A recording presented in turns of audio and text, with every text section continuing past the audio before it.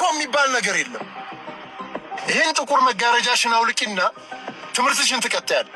ካልሆነ ግን ክፍሉን ለቀሽ መውጣት ትችያለሽ። ሪና ይቅርታ አድርጉልኝና ግን መምህር እያደረጉት ያሉት ነገር በፍጹም ልክ አይደለም። እኔን ልክ አይደለህም የሚያስብል እውቀት ከየት አመጣ እባክህ?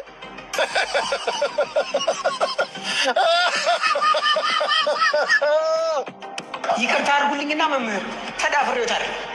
ነገር ግን ዛሬ እኩልነትና የዜጎችን መብት ለማስተማር መጥተው የአንዲትን ሴት ክብርና መብት እዚህ ፊት ለፊታችን እየገፈፉ የማይተገብሩትን ነገር ግን ማስተማር ፌር ነው።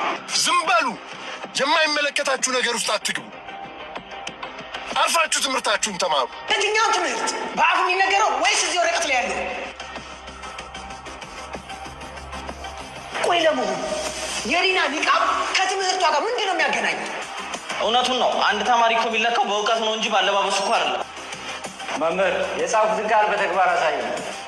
ይኸውላችሁ ዛሬ ላይ የሪና ኒቃብ እንደዚህ ካሰጋቸው ነገ ላይ ወደ እናንተ መስቀል፣ ወደ እናንተ ማንነት፣ ወደ እናንተ እምነት መምጣታቸው የማይቀር ነው። ችግሩ ይህ ከሆነ እኛ ምን እንለብሳለን? እሷ ካልገባች እኛም አንማር።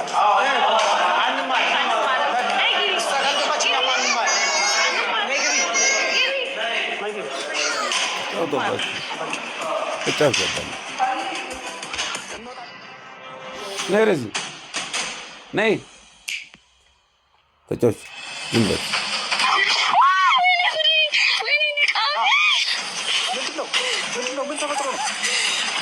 ምንድነው? ምን ሆነሽ ነው? ሌባ ነው ሄዳለች። እንዴት ተጫዎች ሄዳች ልበሽ። እሺ መጣሁ።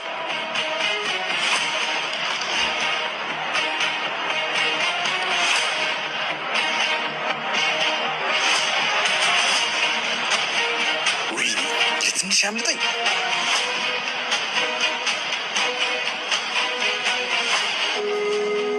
ኒቃብሽ። ወይኔ አገኘኸው? በጣም ይቅርታ፣ ሌባው ስልክሽን ይዞት ሄዷል። ኒቃብሽን ነው ያገኘሁት። አረ ዋናው ኒቃቤ ነው። ከስልኬ በላይ የኒቃቤ ዋጋ እየከፈልኩ ነው። በቃ ልበሽሽ።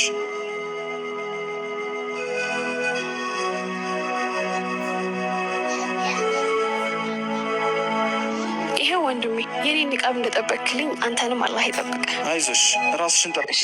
አመሰግናለሁ። ብዙ እንዳላስጠበቅኳችሁ ተስፋ አድርጋለሁ። ሳይት ስለነበርኩ ነው። አንድ ጎረቤቴ ልጁ ከውጭ ብር ልኮለት ከእናንተ ጋር ቤት አሰርቶ እንደገዛ ሰማሁ እና በጥራት ሰርታችሁ እንደምታስረክቡም ነግሮኛል። ታዲያ እኔም ቤት ለመግዛት ፈልጌ ነው እናንተ ጋር መምጣቴ። ግን የሆነ ቦታ እንተዋወቃለን መሰለኝ። ፊታችሁ አዲስ አልሆነብኝም። አይ ማወቅ እንኳን አታውቂኝም። እንጃ አይመስለኝም። ለማንኛውም እናንተ የፈለጋችሁት የት ነው? እኛ የተለያዩ ቦታዎች ላይ አዲስ አበባ ውስጥ በእናንተ በአቅማችሁ የሚሆን መለካሉ። በቃ የሳር ቤቱ ይሁንልኝ። እሱን ወደዱ? እሱን ተስማምቻለሁ። አመሰግናለሁ። እኔም በጣም አመሰግናለሁ።